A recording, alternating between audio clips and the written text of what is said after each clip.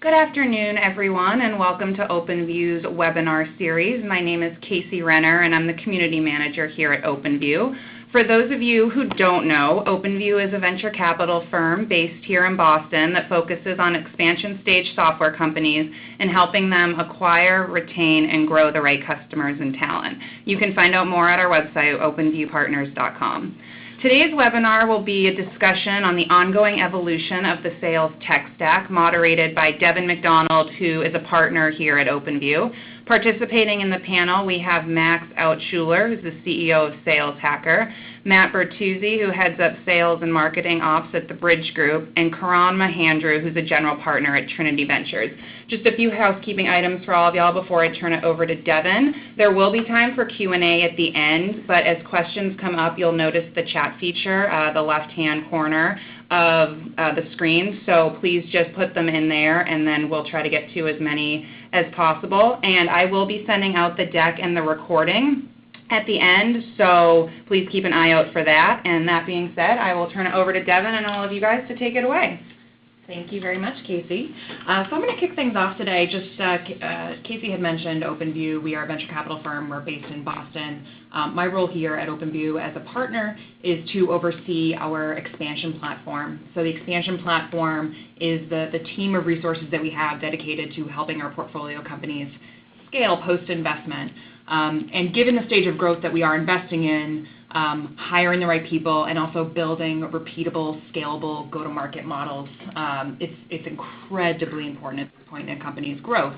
So very excited today to talk about the new sales technology stack, innovations, trends that are happening. All the companies are constantly asking us, what are the new tools or the trends, and what should we be thinking about? And at the same time, they're also having some struggles along the way and trying to find ways to sort of remedy those growth pains. So to get things started today, I thought I would specifically ask Karan a question. He wrote an article this summer, A New Sales Technology Stack is Coming, and it was featured on TechCrunch. If anyone had a chance to check that out, definitely got a lot of attention. Karan, would love to understand what drove you to write that article, and what predictions you have moving forward in the next 2-3 years around sales innovation, sales technology.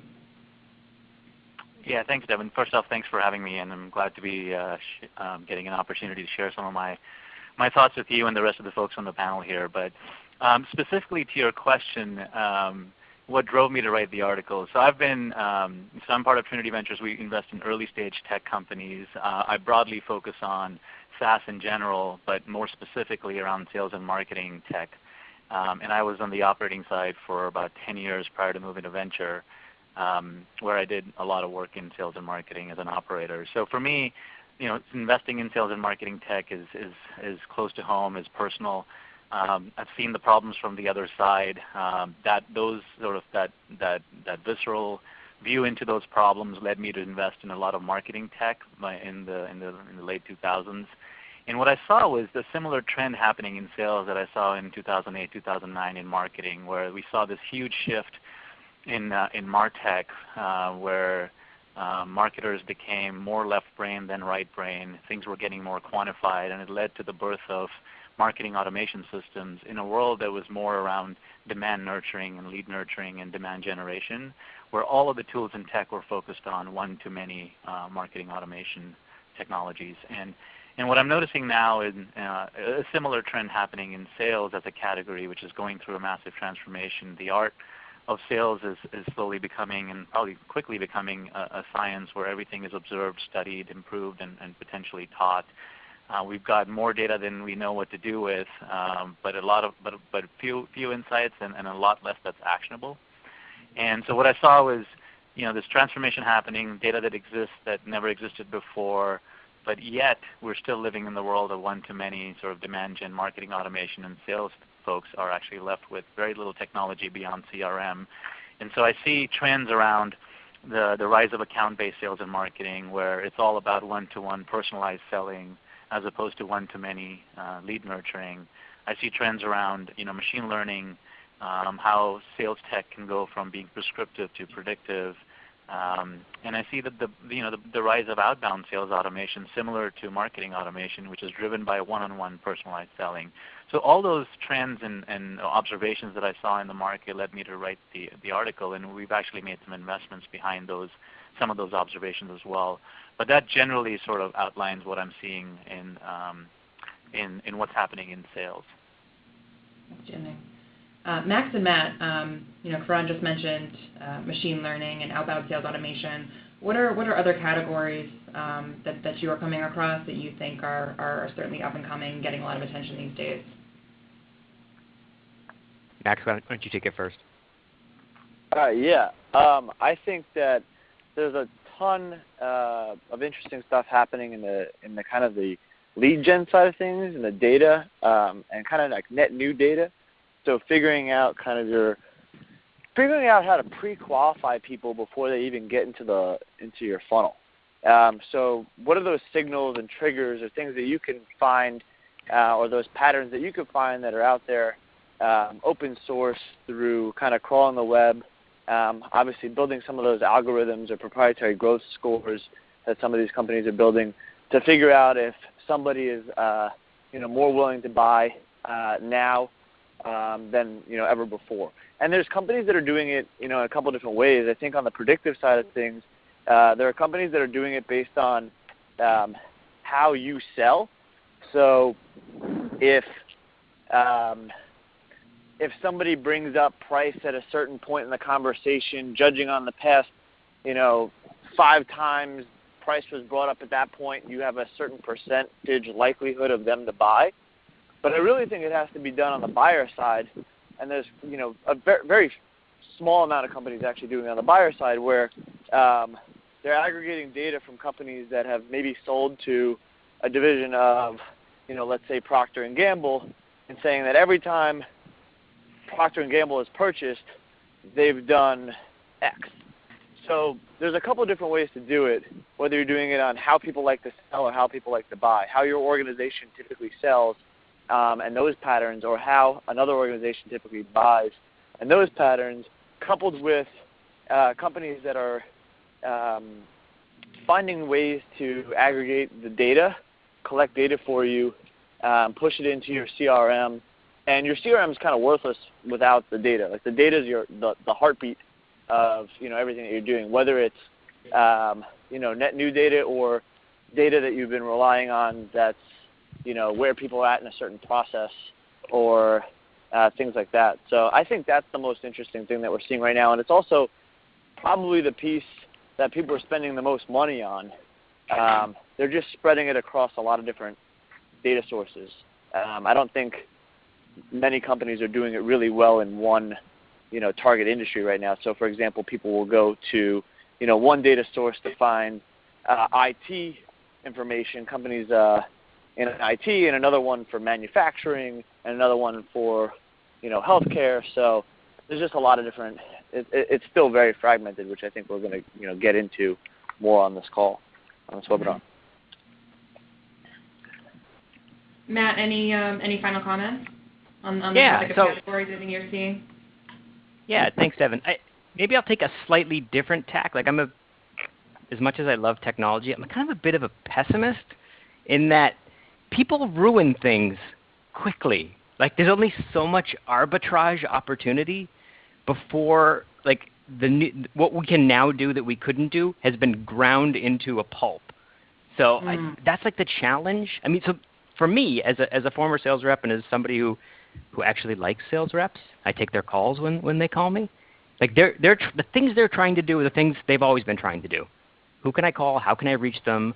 When should I call them versus when I shouldn't? What should I say? And what should my process be? Right? Like those have always been the questions.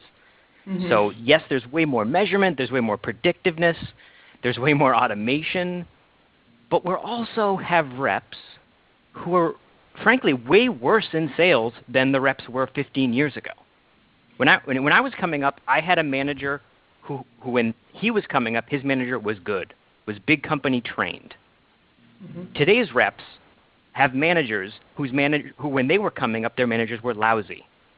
So now you're having third order effects of managers and people and companies trying to become IT directors, the CIO of sales versus sales leaders, right? I mean, all the tools in the world. If when you get the person and you know everything about them and you know exactly what predictive says, if you still come across like a jerk, what was all that for? So there's a lot of feels like financialization. Like the whole sales industry, we all want to be hedge fund traders. We all want to be algorithmic sales reps. And I feel like there's something missing where it's using the tools to be better salespeople, not to be a hedge fund trader in the sales role, if that makes any sense. No, it absolutely does. I think you can say that about anything. You know, you can put all this technology in play to make your teams more efficient, but if you don't give them the training, they're not going to be effective. So they can send, emails way faster, but if those emails aren't going to connect, then what does it really matter? You can say the same thing about really anything that you do, though. You could say that about working out. Like, you can lift weights twice a day, but if you don't diet, properly and feed your body, you're not going to get results. So that's I think that's like a whole separate conversation. I think there's a conversation about technology's place in sales and all the interesting things that are happening right now for salespeople that give them a leg up. And then there's the piece that I really agree with you on, which is, most of the managers weren't properly trained, and they're training people who aren't properly trained because they're trained by somebody who was never properly trained. And it has to do, I think, in tech a lot with the hyper growth that's happened, and people needing to kind of promote faster than they needed to. Or could. Really good point. It actually, you bring up a good question in terms of talking about technology and focusing too much on the technology. I see a lot of companies in the portfolio and outside the portfolio that are in high growth mode that are just like, I need the next tool, I need the next thing, and all of a sudden now they've got a dozen different tools and technologies, and it's just a complete distraction and leading to lack of productivity rather than the reverse. At what point is it just too much? Like, what's the core sort of foundation of what you need to be successful? And when do you know that it's just there's too much going on? Yeah, I'll take a stab at it. Go ahead, sorry. No, please go on. I was just going to first confirm that is an issue. I'm on the board of 9 companies, of which 7 of them are sales and marketing oriented, but even in general, across the board, we're seeing the same issue. And I guess there's another issue that's happening right now, which is causing that phenomena to exist, which is that all of the tech that we saw exist, if you look at the LumaScape now for marketing technology that allowed you to get top-of-funnel leads, that just exploded in the last 7 years. And now we're swimming in these leads. And there's what I see on the boards of these companies that this creates a huge amount of misalignment between sales and marketing, where sales is measured by the quality with which the funnel converts, and marketing is measured by the quantity of leads that they can generate at the top of the funnel. And that I think leads to a lot of incremental and marginal companies to be created that allow you to take that lead and be converted a little bit better than what it was before they existed. What I typically see in companies is leads are getting converted at a ratio of 1% from lead to close across the board. And if you think about that kind of a ratio, and you think about doing $100 million in revenue for a company, and you back into that funnel, you need $10 billion of opportunity at the top of the funnel to get to $100 million at the bottom. And most companies don't have that kind of a market size or that many prospects out there. So yes, that is an issue because of the problem that we saw, or we're seeing. It's led to a lot of this incremental improvement and marginal innovations, companies that I don't actually think are companies. The other problem that I see is that a lot of the tools and tech that are developed in sales or even in marketing, but definitely in sales, were created for managers and are created for managers to observe how the reps are doing. And so they're creating, even Salesforce, power to them, and they've done a phenomenal job of being the system of record. But I think that there's a trend moving towards being more systems of action that allows the sales rep to be more productive as opposed to the sales manager to see how productive the sales rep is being. So I think that happened in marketing again in the late 2000s, and it's going to happen in sales where productivity is a driver, not an afterthought. But I do think this incrementalist approach and the marginal innovations around ROI the disparate tech stacks that it creates, because now you've got 18 different tools on the back end that all have disjointed silos of data that need to be integrated, leads to a lot of tool fatigue, and that I think is a real problem. Yeah, this is Matt. Karan shared a ton of things that are both well-spoken and very, very true. So I'm going to dumb it down. This is how I know if there's too many tools. If you add one tool that a rep wouldn't raise their quota by $1, one meeting, or 1% by, then it doesn't help. Like the problem we have is reps can say yes to tools because they don't have any skin in the game. So I'm a sales ops person, so that's my bias. Is that everybody wants the new thing because they think it's going to juice the numbers for the next quarter, because that's what we're all worried about. But if no one is willing to raise their quota $1, one meeting, 1%, then it's not a real tool. If they're not willing to put skin in the game, why should I in sales ops be willing to distract the whole organization, refocus on evaluating who's the best in this category, then implementing it, training it, make sure enablement's happy, and then measuring to see if we did anything? My take. Max?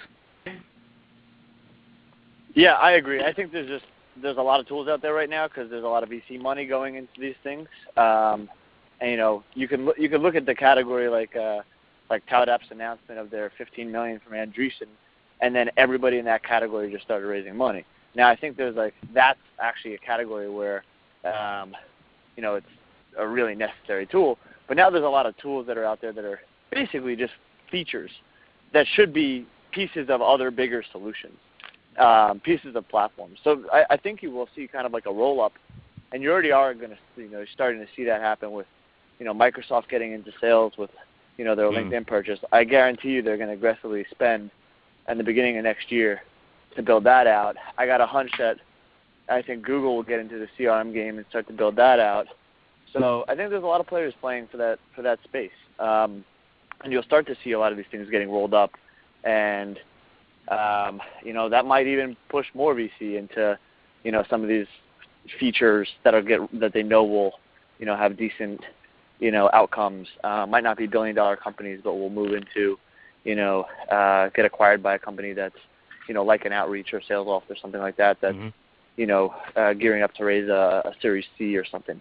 So it makes a lot of sense, but, I don't know, Karan, you probably know a lot more about that than I do. But well, I mean, where I sit in the market, that's what I was going to say I'm on the board of Outreach, and I just led the round there. And so I think one of the challenges that I see as a venture capitalist investing in this space, and to your point, Max, it's the signal to noise ratio has gone way down in just generally in sales and marketing tech. And it's not because the signal has gone down, it's because the noise has gone up. And there's just a lot of companies, a lot of, like you said, point tools, features, marginal tools. And the real discernment that we have to show as venture capitalists is to make sure that we're really being discerning enough to understand which ones are real platforms and could create the sales forces of the next decade, and which ones are a little tool or feature that allows people to get a little bit more productive, but they're not real companies that can scale. And I do think there will be consolidation that happens in this space. I think sales automation, the one-on-one personalized selling and outbound sales automation, I think this is a real trend, partly because of some of the stuff that I said earlier around it's designed for the rep to become more productive and to close more deals. And through that, you get a lens into how a rep is being productive and what are the steps that they're taking, a level of visibility that sales had never seen before. I do think if you think about the world that we came from, which was demand gen, and it was more around the first question people asked was what we want to say, and then they asked who are we going to say it to and where are we going to say it in. And so the channels was the last piece. I think the world has moved more to an account-based sales and marketing world where the first question people ask is who do we want to say this to? And then the second question is what do we want to say and when do we want to say it? And so that who part I think is another area of white space where there's not a lot of intelligence in that part of the ecosystem around who's the best person to be talking to. And then as Matt pointed out, there's still a lot of what do we want to say, how do we want to say it, what do we not want to say, what is the script. But I think it all starts at who. So the account-based intelligence piece is also something that I think is a secular trend. But the account-based automation and account-based marketing, I do think, is the next gen to sort of version 3.0 of marketing and sales automation. Yeah, I 100% echo that. And like the things that I'm seeing are there's going to be John Barrows has said the low-end SDR is going to be automated. And I laughed and I was like, oh, that's John Barrows being John Barrows. But I mean, if you don't have to take an account-based mindset, if I can schedule a meeting, Devin, with an AI person, AI quote-unquote person at OpenView, because you and I are, playing calendar battleship, like how many more steps is it to one of your portfolio companies using an AI SDR because they're going at the big market, right? They don't have to think account-based. It's all volume and email addresses is all they need to put meetings on calendars. Right. So there's that makes total sense. And that's actually it's a really interesting point because I definitely think that it, the automation improves effectiveness and efficiency. But what would you say? What are the opinions on what the trade-offs are? Because when you start automating more and more interactions, do you lose that sort of that human touch that's able to sort of influence and build relationships, which, as we know, is a big part of sales. So my take is I have yet to have a computer or a piece of software make me change my behavior. Maybe it's nagged, reminded, influenced, or pointed out something, but I haven't changed my behavior from it. But with people, I have. So if you're capturing existing demand, I think AI is amazing. Like, why pay people when ones and zeros can do it for you?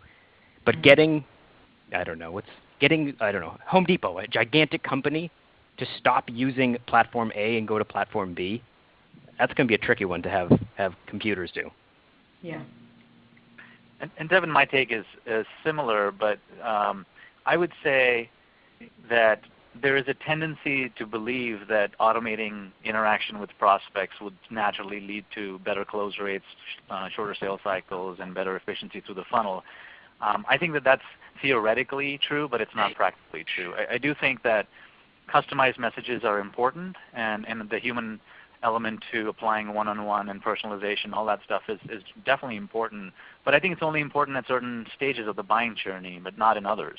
And in most cases, I would say, if all you did that, then a lot of extra effort would be wasted. So the question for me becomes, what should be automated and what shouldn't? And I don't think the systems today are smart enough to tell us that, which is where I think the investment and the opportunity in sales-based intelligence tools and machine learning tools and machine learning technology would apply, that then gets rolled into these systems of action that says, we'll tell you which parts to automate and which parts not to, and then here's what I think the automation should look like, and here's what the messages should look like. So I do think there's a next play here that is more intelligent sales automation, and for lack of better terms, like automating sales automation.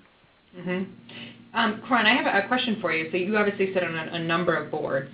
Are you, in your board meetings and in sort of speaking with your executive management teams, are you seeing the budgets for sales and marketing technologies go up and the budgets for headcount decrease?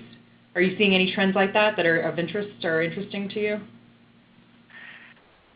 Yeah, I think it all depends on what stage the company's in. And I think at the earlier stages of the companies, you see a lot of budget going towards net new leads and top-of-funnel tools and things like that. I think at some point you get into a scale where getting efficiency through the funnel becomes important. So if there aren't any leads to begin with, lead scoring doesn't really help you much. And so it's one of those things where you go through this natural progression of companies where you get to a point, you space the problem, then you get to that next tool. The reality is that what I've seen is, marketers will get 14 different tools to do 12 different things, but salespeople are still stuck in CRM, and that's basically their tool. And now I'm starting to see those first strings open up for folks that are getting into outbound sales automation or trying to buy tools like Outreach, and people that are moving into automating portions of their sales process, depending on whether you're a large enterprise SaaS B2B company or a completely freemium-led company. You have different tools that you're buying. But I see budgets being opened in everything from sales ops to motivation to territory planning to forecasting to contract management to CPQ. So stuff that I hadn't seen before, where it was truly just CRM and everything else lived in the marketing side. Now I'm starting to see a lot of tools and tech being brought into sales as well. Again, this must be boring for everybody, but I totally agree with Karan. the value of a lot of these tools is it's inverting the old ratio. It used to be 90% of the tool was for management and 10% of value accrued to the rep. I'm hoping, and I hope to see in the future, that will be flipped. 10% of the value will accrue to the bean counters, and 90% of the value will accrue to the people actually doing the work, the sales reps. Mm-hmm. Shifting focus a little bit, are there categories or areas of the sales tech stack that you see becoming obsolete? I mean, if you look back to where things were, a year or two ago versus now, any major changes where things have just kind of disappeared, become irrelevant? Well, LinkedIn has gotten quite stingy with their API, so if you built a company on scraping LinkedIn data, that was a tough road to hoe. Yeah, absolutely. Max, what about you? What have you seen? Anything? Yeah, I mean, I don't know if anything's become obsolete yet, but there's definitely a lot of changes happening, and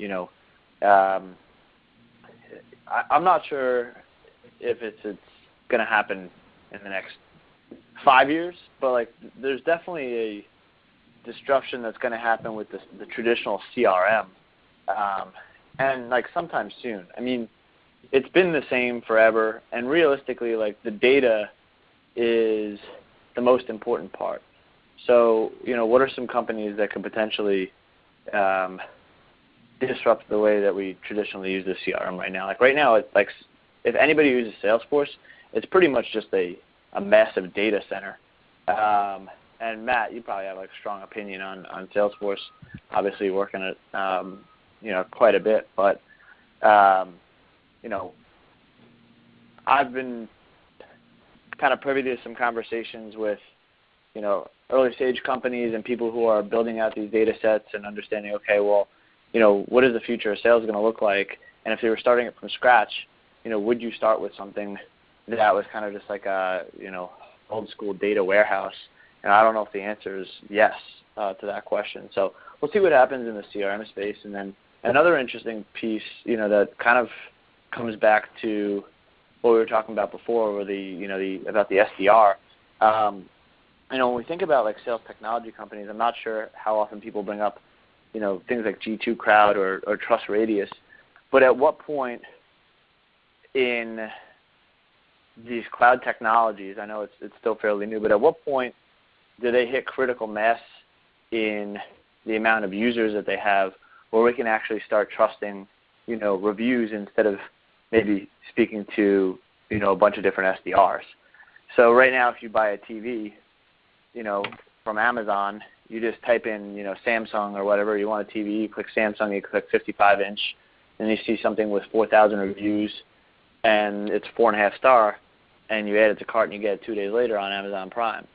At what point, if you're in a category where the sales ops, the outreach, tout apps, yes, where there's a bunch of players in that category, at what point do those companies have enough users that are writing reviews that you can look that up and say, okay, I need reviews from people who are in my stage of company, or with that sell to the companies that I sell to, somebody similar to me.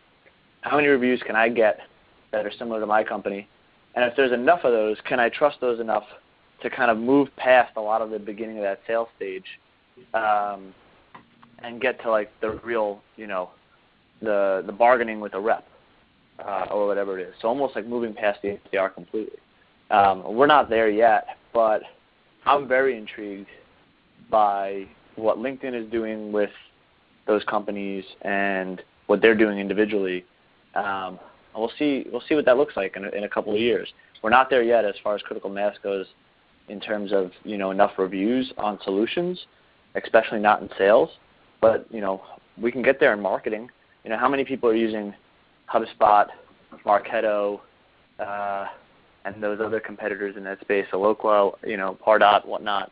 Can we get there pretty soon with a vendor looking at the reviews from those companies to a similar company and saying, okay, well, this makes a lot of sense. I can trust my peers here, and I'm ready to just talk about price, or maybe they can even narrow it down a lot further than what people are doing right now.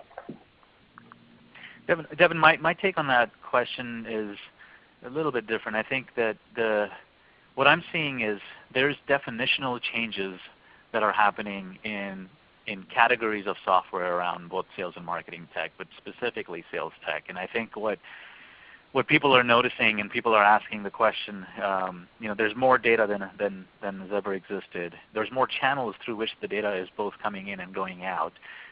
Mobile is a new channel. And if you think about the last decade of tech companies that are at scale, and it's not just sales. You look at things like SuccessFactors. You look at Salesforce. You look at LinkedIn. I mean, a lot of them were created before even the iPhone existed. And so one of the things that we're all observant of is like, how does this new channels, new data, the explosion of tools and tech either disrupt or extend the definition of what that category actually means. So CRM, what people think of CRM is not what people are going to think of CRM in 5 years from now. And to me, I think there is a massive shift from being an online ledger of sales opportunities to becoming a true platform of engagement through which you can communicate not just with your prospects, but with your leads, with your existing customers, not just about converting these prospects into customers, but actually retaining them and expanding them. So I think that whole definition of what a true CRM platform looks like is going to change dramatically. And I think Benioff is very smart, and I wouldn't bet against him in any way, but I think he's seeing that, and this is one of the reasons why he's made some of the acquisitions that he has within companies like Quip and companies like RelateIQ. I think that's going to happen, and so you can think of it as disrupting the old definition of CRM, or you can think about disrupting Salesforce, but I think that's definitely going to happen. I think this whole customer success movement, Salesforce is now calling themselves a customer success company. I think that's a huge change where recurring revenue companies are realizing that upselling, retaining existing customers is a huge portion of growth, and there weren't any tools in tech that existed before. I also funded a company called Preact, which is in the customer success space, and that's one of those new categories that I think all fall under this category of CRM. So everybody's coming at this CRM play from slightly different angles. Some of them I would say are disrupting some of the legacy vendors, but a lot of them are extending the definition and trying to be relevant in that new ecosystem. Absolutely. No, that's these are all really, really good comments. I'm actually gonna pause now and just ask if there's anyone who's dialed in who has a question for anyone that's participating in the webinar today. Please, now's the time to shoot us a note, and we'll hopefully get that answered for you. The last question I'm going to ask here is, as we think about budget planning for next year, it's hard to believe we're already in Q4, right? We're already more than halfway through Q4. I'm assuming everyone's thinking about budgets for next year. How should people be mapping out their budgets from a technology standpoint? Where do you even begin, right? It's slightly overwhelming to think about that. Your CEO, for the sales leaders who are listening, how do you approach your CEO about the technology that you want to be investing in for your sales organization, the impact that it's going to have? Where do you begin? This is Matt. I'll jump in. It goes back to something Karan said earlier. Like, you don't need lead scoring if you don't have leads. So it's figure out the thing you are lacking. Like, if you have a rough outline of your sales formula, smart things to say, relevant people to say them to, and a way to get a hold of them, like whichever one you are lacking in, spend there, is how my brain works. Like, sales ops job is to make people better at their roles with better information or better processes. And technology is, in theory, just a better way of doing something. So where's the gap? Is it you need more meetings? Do you need more names? Do you need more trigger events? Whatever that is, like, you spend where the gap is. And if I could be so bold, don't give it to all your reps. Everybody buys everything and gives it to all their reps, and that's crazy. That is why people, when they had fevers in the Middle Ages, put leeches on, because they didn't know such things as clinical or randomization trials. Like, Mark Roberge of HubSpot fame once said when he was evaluating tools, he would give it to his best reps only, because he was looking for a true negative. If it didn't make his best reps better, why waste it on everybody else? So as you're thinking about spending for next year, you don't have to buy for your whole organization. You can do a diff and differences to see the trajectory of the team without the tool and the trajectory of the team with the tool before you double down on it. So I think sales leaders should be more experimental in tools and not more negotiating. Here we're going to go, boom, next thing, and then same thing with a different vendor. That's a really good point. Anything to add on, gentlemen? Max, Karan? I think Matt is right, which is it starts with being self-aware. It's very hard to say that you should start with this category of tools and then move to this category and then move to that category. I mean, we have companies in our portfolio that have built a $100 million revenue business before even starting any outbound sales process, like New Relic and things like that.